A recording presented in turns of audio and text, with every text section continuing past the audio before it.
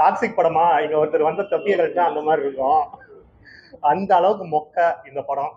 ஏன்னு வச்சுக்கோங்களேன், நான் கேஜிஎஃப் 1 2 அந்த எக்ஸ்பெக்டேஷன்ல தான் போனேன். ஆனா இது பாத்தீங்கன்னா ரொம்ப ரொம்ப கேவலமா இருக்குது. ஏன்டா 3.5 மணி நேரம் வச்சு செஞ்சுட்டாங்க, ஏன்டா உட்காந்தோன்னு இருக்கு. ஆக்சுவலாக ரொம்ப எக்ஸ்பெக்ட் பண்ணிட்டு வந்தது. ஏன்னா கேஜிஎஃப் ஒன் வந்தப்போ நிறைய பேருக்கு வந்து இங்கே தமிழ்நாட்டில் வந்ததே தெரியல. அதுக்கப்புறம் தான் நல்ல ரீச் இருந்துச்சு. கேஜிஎஃப் 2 வந்து இதே தேட்டரில் தான் பார்த்தேன். ரொம்ப எக்ஸ்பெக்டேஷன் வெயிட் பண்ணிட்டு இருந்தோம். ஆனால் பயங்கரமாக அது பிளாக் பஸ்டர் அடிச்சிச்சு. பட் அதே எக்ஸ்பெக்டேஷன் தான் இந்த படத்தை பார்த்தோம். ஆனால் இவங்க என்னமோ எடுத்து வச்சிருக்கிறது வந்து கிட்டத்தட்ட பிட்டு படம் மாதிரி தான் எடுத்து வச்சிருக்காங்க. ஏன்னா ஓவர் அடல்ட் கண்டென்ட். எதுக்கு யாஸ் வந்து இப்படி ஒரு கதையை சூஸ் பண்ணாருன்னு எனக்கு சத்தியமாக தெரியல. ஏன்னா இதுக்கு பதிலாக இன்னும் ஒரு 2 வருஷம் கழிச்சு கூட கேஜிஎஃப் 3 கொடுத்துருந்தாருன்னா எல்லாருமே செலிப்ரேட் பண்ணியிருக்கலாம். அளவுக்குலாம் இல்லை. ஏன்னா எல்லா சீன்ஸையும் ட்ரைலர்லேயே காமிச்சிட்டாங்க. நான் போய் படத்தை போய் உட்காந்து பார்த்தா நம்மளை வந்து குஜிலி மிஸ்டர் நம்மளை தான் பண்ணிட்டுருக்காங்க, படம் ஃபுல்லாகவே பண்ணிட்டுருக்காங்க.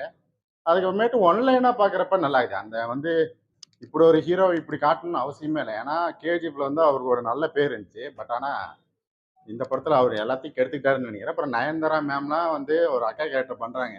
நல்ல வேலை முழு கதையை கேட்கலன்னு நினைக்கிறேன். பாதி கதையை மட்டும் சாகிற வரைக்கும் கேட்டிருப்பான்னு நினைக்கிறேன். செத்தோன்னே வெளியே போயிட்டாங்க. இல்லை அதான் மாசு. அதான் ஒரு பிட்டுப்பட ரேஞ்சுக்கு அந்த இது அது என்ன காரு அம்பாசிடர் கார்லலாம் அந்த டிக்கி திறக்கிறதுக்கு ஒரு லாக் ஒன்று இருக்கும்.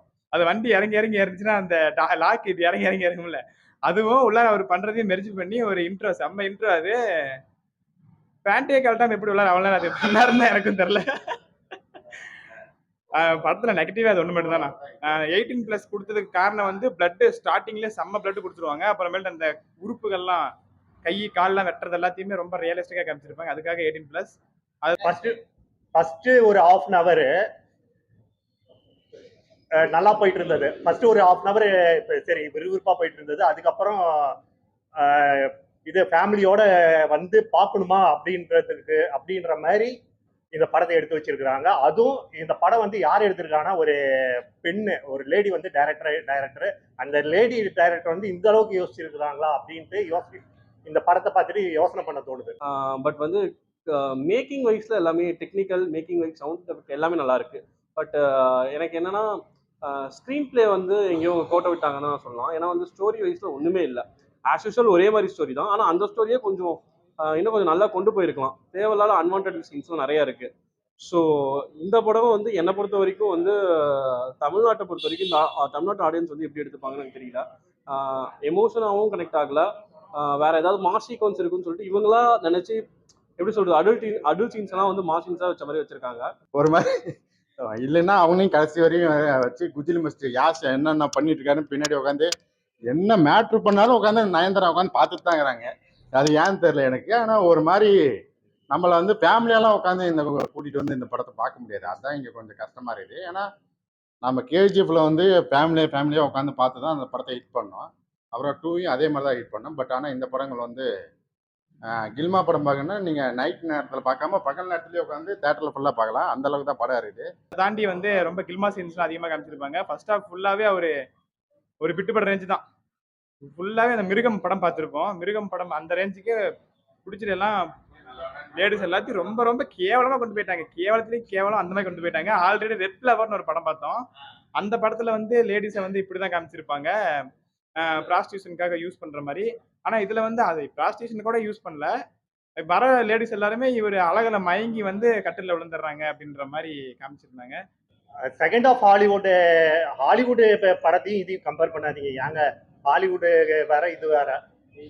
ஹாலிவுட்டு 100க்கு 200 கூட கொடுக்கலாம். இது வந்து 100க்கு நான் வந்து -10 தான் கொடுப்பேன்னு ஒழிய 100 out of 100 கொடுக்க மாட்டேன். ஃபேமிலியோடயே வராதீங்கன்னு சொல்றேன். நீங்க கல்யாணம் ஆனவங்க பார்க்கலாமான்னு சொன்னா என்ன இருக்கும். என்னை பொறுத்த வரைக்கும் இந்த படத்துக்கு ரேட்டிங் வந்து 2 கொடுக்கறதே பெரிய விஷயம்.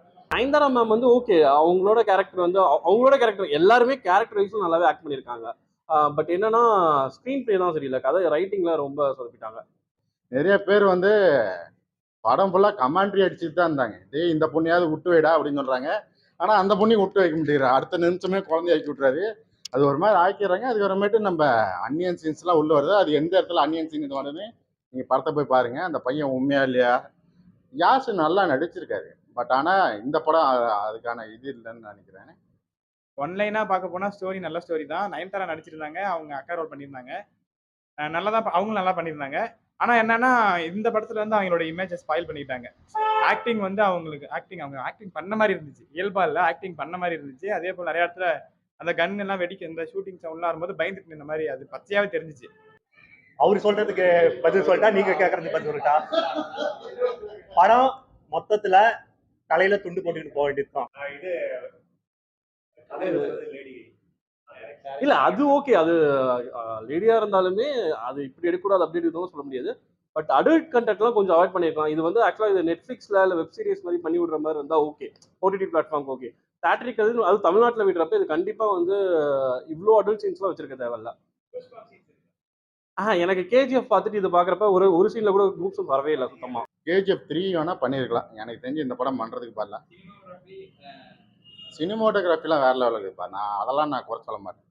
படமா பார்க்குறப்ப தான் நம்மளால உட்காந்து பார்க்க முடியும். ஒரு 3 மணி நேரம் அந்த கில்மா சீன்ஸ் எல்லாம் தூக்கிட்டீங்கன்னு வச்சுக்கோங்க, படம் சூப்பரா இருக்கும். ஆனா அந்த கில்மா சீன்ஸ் எல்லாம் வச்சு நம்ம என்னது மிருகம்னு ஒரு படம் வந்தேன், அது ஃபுல்லாவே கில்மா சீன்ஸ் தான். கடைசியில வந்து திருந்தாரா இருக்காரு.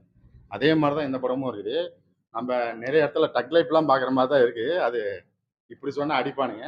பட் டக் லைஃப்ல ஒரு கில்மா சீன்ஸ் எல்லாம் சேர்த்தனா எப்படி இருக்கும் அந்த மாதிரி இருக்குது. திருச்சாக்கு பதிலாக வேற ஒரு ஆள் வராங்க. நான் அது படத்தை படத்துல அது வந்து ஆக்சுவலா அவருக்கு ஒரு மனநோய் மாதிரி வந்த மாதிரி காமிக்கிறாங்க. பட் ஓகே, எனக்கு எனக்கு பர்சனலா வந்து கேஜிஎஃப் 2லாம் வந்ததுக்கு அப்புறம் இதுல யாஷா பாக்குறப்ப எனக்கு சுத்தமா ஒர்க் அவுட் ஆகல எதுவுமே. எனக்கு தெரிஞ்சு ஹிந்தி படம் இங்கிலீஷ் படம்லாம் மோஸ்ட்லி இந்த மாதிரி தான் இருக்கும். ஆனால் தமிழ் ஆடியன்ஸுக்கு வந்து இது செட் ஆகுறது வந்து ரொம்ப ரொம்ப கஷ்டம். ஏன்னா நம்ம இத்தனை நாளாக நம்ம வந்து தமிழ் சினிமா வந்து வேற மாதிரி பார்த்துட்டு இருக்கிறோம். அந்த மாதிரி சமயத்தில் வந்து கேஜிஎஃப் வந்து அம்மா சென்டிமெண்ட்டில் உள்ள வச்சாங்க. பட் இது அக்கா சென்டிமெண்ட்டுன்னு சொல்லிட்டு அவங்கள மட்டும்தான் அக்காவா பார்க்குறான். மற்ற யாரையுமே அக்காவா பார்க்கறதில்ல. எல்லாத்தையும் படுக்க கூப்பிட்ற மாதிரி கூப்பிட்டு அவர் மாட்ட அடுத்தது குஜிலி மெஸ்ட் பண்ணிட்டு போயிட்டே இருக்கிறாரு. இன்ட்ரோ சீனே அந்த மாதிரி தான் இருக்கும். நீங்க ரீசல் இல்ல, தமிழ் மக்களுக்கு சத்தியமா பிடிக்காது. தெலுங்கு ஹிந்திலாம் பிடிக்கும். அவங்களுக்கு வந்து இதெல்லாம் பெருசா தெரியாது. நயன்தாரா பாத்தீங்கன்னா அக்கா ரோல்ல நடிச்சிருக்காங்க, சிஸ்டர் ரோல்ல. அது வந்து அவங்க ஏண்டாப்பா இந்த படம் நடிச்சோம், பேசாம நம்ம ஃபர்ஸ்ட் ஹாஃபோடையே வர வேணாம் அப்படின்ட்டு தோணி அவங்களே சொல்லி அவங்களே அந்த ஃபர்ஸ்ட் ஹாஃபோட நின்று இருப்பாங்களாட்டுங்குது. அதுதான் இந்த படத்தை பார்த்தா தெரியுது. அது அவன் இப்படி பேசிட்டு போறான் அப்படின்ற மாதிரி தான் டைலாக்ல இருந்துச்சு. டைலாக் நிறைய இடத்துல டைலாக்கே போட்டாங்க. ஒரு கட்டத்துக்கு மேல தூக்கமே வந்துருச்சு. அந்த டைலாக் ஃபர்ஸ்ட் ஹாஃப் முடிகிறப்ப டைலாகே பேசிட்டு இருந்தாங்க. அதுக்கப்புறம் அந்த இன்டர்வல் சீன் வரும்போது கொஞ்சம் ஒரு சீன் ஒன்று அது நல்லா இருந்துச்சு.